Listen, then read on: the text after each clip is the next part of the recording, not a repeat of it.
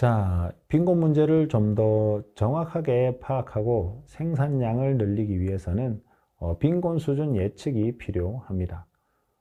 왼쪽의 지도는 미국 스탠퍼드대 마셜 버커 교수팀이 2012년부터 2015년까지 위성 사진을 통해 아프리카 여러 지역의 1인당 하루 평균 지출액을 추정한 연구 결과입니다. 짙은 빨간색은 국제 빈곤선인 1.92달러에 못 미치는 지역을 의미하고요.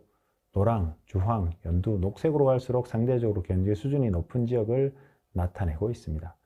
이 연구의 핵심은 AI가 직접 조사하기 어려운 지역의 경제 사항을 위성 이미지만으로 충분히 추정할 수 있다는 점입니다.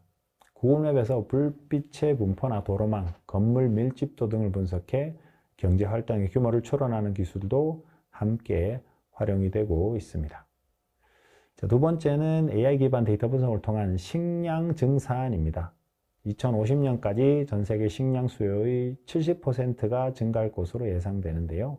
이는 AI를 통해 문제를 해결하는 기술로 평가되고 있습니다. 우측에 보이는 이 장비는 카네기 멜론 대학의 팜뷰 프로젝트에서 사용하는 농업용 로봇입니다. 팜뷰는 드론, 로봇, 센서 등 다양한 장비로부터 농작물의 생육 상태 데이터를 수집하고 AI와 머신러닝 데이터를 이용해 어떤 품종이 더 잘 자라는지, 병해충에는 어떤 징후가 나타나는지, 언제 비료나 물을 투입해야 되는지 등을 알려주는 그런 시스템입니다. 자, 그래서 가뭄과 고온에 잘 견디는 수수 품종의 수확량 증가를 핵심 목표로 연구를 하고 있는데 수수는 4만여 개가 넘는 품종이 존재하고 가혹한 환경에서도 재배가 가능하기 때문에 AI 기반 품종 발육 생육 최적화 연구에 매우 적합한 작물입니다. 자, 그 다음 인권 문제 해결인데요. AI는 환경이나 빈곤 문제뿐만 아니라 사람의 어떤 존엄성과 기본권을 지키는 영역에서도 중요한 도구로 자리 잡고 있습니다. 자, 왼쪽 화면에 보시면은 AI를 설계할 때 인권을 반드시 고려해야 하는 이유라는 문구가 보이실 겁니다. 인권 관점이 배제된 AI는 기존의 불평등과 편향을 강화할 수 있기 때문입니다. 따라서 인권을 AI 시스템 초기 설계 단계부터 송감하는 것이 매우 중요합니다.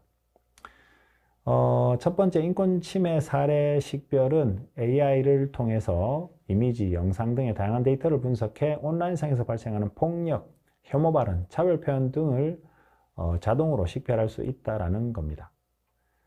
예를 들어 딥러닝 기반의 이미지 인식 모델은 폭력적인 장면이나 위험을 감지하고 플랫폼 정책에 따라 해당 콘텐츠를 자동으로 차단하거나 관리자에게 보고할 수가 있습니다. 두 번째는 인권 침해 취약성 매핑입니다. 국가 지역별로 어떤 집단이 인권에 더 취약한지, 인권 침해에 더 취약한지 AI는 방대한 데이터를 통해 취약성 지도를 만들 수가 있습니다. 어떤 지역을 우선적으로 고려해 거기에 범죄가 증가하는지 아니면 경찰의 출동 기록이라든지 이런 것들을 통해서 어느 지역을 먼저 우리가 체크를 해야 되는지를 알아낼 수가 있게 됩니다. 그리고 세 번째는 인권 교육 및 정보 접근성 개선입니다. 자, AI 기반 자연어 처리 기술은 여러 언어로 인권 교육 자료를 자동으로 번역하거나 장애인을 위해 음성 자막 안내, 텍스트 변환 기능을 제공해서 누구나 인권 정보에 동등하게 접근할 수 있도록 돕습니다. 예를 들어 시각장애인을 위한 음성 안내 기술은 청각장애인을 위한 자동 자막 재생 기술 같은 것들이 인권 교육을 더 포용적으로 만들어주게 됩니다. 자, 네 번째는 인권 보호 정책 개발 혁신 및 지원입니다. AI는 사회적 데이터, 즉 실업률, 범죄 통계, 보건 데이터, 지역별 신고 건수를 분석해서 정책 설계자에게 인사이트를 제공할 수가 있습니다. 이 분석을 기반으로 어떤 정책이 취약계층의 인권 보호에 효과가 있는지, 어떤 지역에 즉시 개입해야 하는지를 판단할 수가 있습니다. 자, 마지막으로 중요한 점이 하나 더 있는데 바로 AI가 인권 보호에 큰 도움이 되지만 동시에 감시 기술, 개인정보 침해, 알고리즘의 의사결정 편향 같은 위험도 존재한다라는 것입니다. 자, 이런 부분도 우리가 잘 알고 넘어가야 되겠는데요. 자, 그리고 우리가 가짜 뉴스도 좀 주목해야 할 부분 중에 하나입니다. 페이크 뉴스는 허위 정보가 사실처럼 유통되는 현상을 의미하는데요. 인포데믹은 인포메이션과 에피데믹의 합성어로 잘못된 정보가 전염병처럼 빠르게 퍼져서 사회적 혼란을 일으키는 상황을 뜻합니다. 특히 최근에는 생성형 AI의 등장으로 거짓 텍스트, 이미지, 영상이 매우 빠르게 만들어져 퍼지면서 정치, 경제, 사회 전반에 걸쳐 큰 문제가 되고 있습니다. 첫 번째, 인포데믹에 대한 예방 대응이 필요합니다. SNS에 올라오는 막대한 콘텐츠를 사람이 다 체크를 할 수 없기 때문에 이런 부분들은 AI를 통해서 빠르게 탐지를 할 수가 있게 됩니다. 두 번째는 소셜미디어 모니터링입니다. AI는 봇 계정을 통해서 허위 정보라든지 악성 링크를 실시간으로 감지할 수가 있습니다. 자, 세 번째는 정보의 원본 확인입니다. 어떤 정보가 어디에서 처음 생성됐는지를 확인할 수 있는 것도 AI가 할 수 있는 그런 기술 중에 하나가 되겠습니다. 자, 네 번째는 부적절한 콘텐츠 가짜 광고 필터링입니다. AI는 플랫폼 내부에서 위험한 콘텐츠를 자동으로 걸러낼 수가 있습니다. 자, 마지막으로 AI는 가짜 정보로부터 민주주의와 사회적 신뢰를 지켜낼 수 있는 방패 역할을 할 수도 있다는 것입니다. 자, 교육 분야입니다. AI는 데이터 수집 분석에 매우 강한 기술이기 때문에 교육 현장에서도 학생들의 개개인의 특성을 잘 파악할 수가 있습니다. 그래서 맞춤형 교육을 제공할 수가 있습니다. 학생 한 명의 학습 태도에 따라서, 스타일에 따라서, 이해와 속도에 따라서 적합한 학습 방법을 제공을 할 수가 있고요. 그 다음에 두 번째는 자동화된 평가와 피드백입니다. AI는 객관식에 대한 어떤 채점뿐만 아니라 서술형 답안, 에세이, 코딩 과제 등도 자동으로 분석할 수가 있습니다. 그래서 오타, 문법 오류, 논리적 구조까지 완벽히 파악해 즉각적인 피드백을 제공할 수 있는 것이 하나의 특징입니다. 자, 세 번째는 학습 데이터 분석입니다. AI는 학생의 어떤 출결, 성적, 온라인 학습 기록, 참여도와 같은 데이터를 종합 분석해 각 학생의 강점과 약점, 학습 경향을 교사에게 전달합니다. 슬라이드에 나와 있는 예처럼 AI 교사는 교사가 강의하는 동안 학생의 집중도, 응답 시간, 오류 패턴을 실시간으로 모니터링해 어떤 학생이 수업을 따라오지 못하고 있는가를 알려줄 수 있습니다. 자, 그래서 수업을 보고하는 학생들을 교사에게 바로 알려 교사가 바로 조치할 수 있도록 하는 부분이 설계가 되어 있습니다. 네 번째는 교육관리 및 성과 분석입니다. AI는 학생의 출석, 성적 변화, 행동 패턴을 실시간으로 모니터링해 문제가 발생하기 전에 미리 경고할 수 있습니다. 자, 학교, 교육청, 정부 차원에서는 대규모 학습 데이터를 분석해 교육 정책을 설계하는 데도 AI가 활용이 될 수가 있습니다. 자, AI는 기존의 교육이 갖고 있던 지리적, 경제적, 개인적 장벽을 허물고 학생, 교사 모두에게 더 나은 학습 환경을 제공할 수가 있습니다. 하지만 동시에 개인정보 보호, 학습 데이터 윤리, 그리고 AI가 교사 역할을 대체할 수 있다는 우려도 존재하므로 사람 중심의 교육 철학과 함께 AI를 활용하는 것이 중요하겠습니다. 자, 보건의료 분야입니다. AI는 방대한 의료 데이터를 분석하고 모델링할 수 있는 능력을 바탕으로 진단, 예측, 신약 개발, 수술 등 의료 전 과정의 혁신을 만들어내고 있습니다. 첫 번째는 질병 진단과 예측입니다. AI는 엑스레이, CT, MRI와 같은 의료 영상 데이터를 딥러닝 기반 알고리즘으로 분석해 육안으로 놓치기 쉬운 매우 미세한 병변까지 감지할 수 있습니다. 예를 들어 폐결절, 뇌종양, 당뇨, 망막병처럼 조기에 발견할 수 있도록 치료 효과가 큰 질환에서 AI는 의료진단 정확도를 높이고 진단 속도를 크게 단축시키는 역할을 하고 있습니다. 두 번째는 의료 데이터 분석입니다.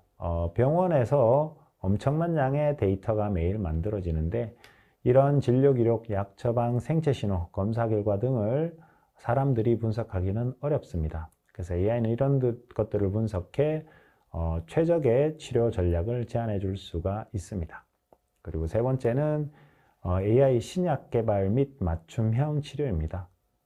전통적인 신약 개발은 보통 10년에서 15년, 비용은 2, 3조 원이 들어가는 매우 긴 과정입니다. 하지만 AI는 논문 수백만 건, 분자구조 데이터, 임상 정보를 빠르게 분석해 후보 물질을 탐색하고 독성, 가능성을 평가하는 데 걸리는 시간을 수년에서 수개월 수준으로 단축할 수 있습니다. 최근에는 100만 건 이상의 논문을 한 번에 탐색해 신약 후보를 제안하는 AI 연구도 진행이 되고 있습니다. 자, 네 번째는 AI 로봇 수술입니다. 로봇 수술은 이미 여러 병원에서 활발히 활용되고 있습니다. AI는 의사의 손떨림을 보정하거나 수술 중 실시간으로 환자 데이터를 분석해 수술 경로를 안내하는 역할을 수행할 수 있습니다. 이 덕분에 더 정밀하고 안전한 수술이 가능해지고 회복 기간도 단축되는 효과가 있습니다. 자, 이번 슬라이드는 회복 탄력성에 대한 부분입니다. 재난과 위험 상황에서도 사회가 빠르게 대응하고 회복할 수 있는 능력을 어떻게 강화하는지를 설명하는 내용인데요.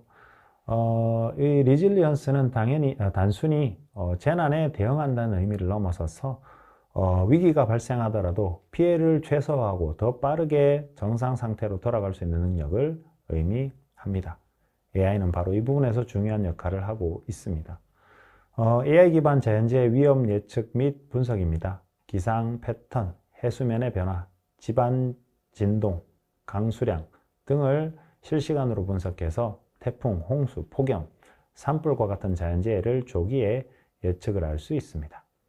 두 번째는 IT 재해 감지 및 복구입니다. 사이버 공격, 시스템 장애, 데이터 센터 오류 같은 IT 재해는 디지털 사회에서는 자연재해만큼이나 큰 피해를 일으킬 수 있습니다. AI는 네트워크 트래픽 패턴, 로그인 기록, 서버 로그를 분석해 정상적이지 않은 패턴을 매우 빠르게 포착하고 탐지할 수가 있습니다. 자동 응급 대응입니다. AI는 CCTV 영상이나 센서 데이터를 분석해 교통사고, 화재, 붕괴 등의 사항을 실시간으로 감지할 수가 있습니다. 예를 들어 교차로 CCTV가 차량 충돌을 감지하게 되면 즉시 구급 사항을 전송해서 처리할 수 있는 그런 기능들을 AI가 담당하게 되겠습니다. 재난 현장에서 AI는 AI 로봇 활용입니다. AI 기반 로봇은 사람이 접근하기 위험한 지역에 먼저 투입이 되어서 붕괴 현장 탐색, 그 다음에 가스 누출 지역 조사, 생존자 위치 파악 등을 수행을 할 수가 있게 됩니다. AI는 자연재해 예측, 사이버 공격 감지, 자동 긴급 대응, 그리고 로봇 기반 재난 구조까지 위기 전체의 생명 주기를 지원하는 기술로 사용될 것입니다. 오늘의 1차시 마지막 슬라이드입니다. 2차시는 우리 인공지능 기술별 위험성에 대해서 어떤 것들이 있는지를 같이 한번 살펴보도록 하겠습니다. 지금까지 1차시는 여기서 마무리하도록 하겠습니다. 네, 수고하셨습니다. 감사합니다.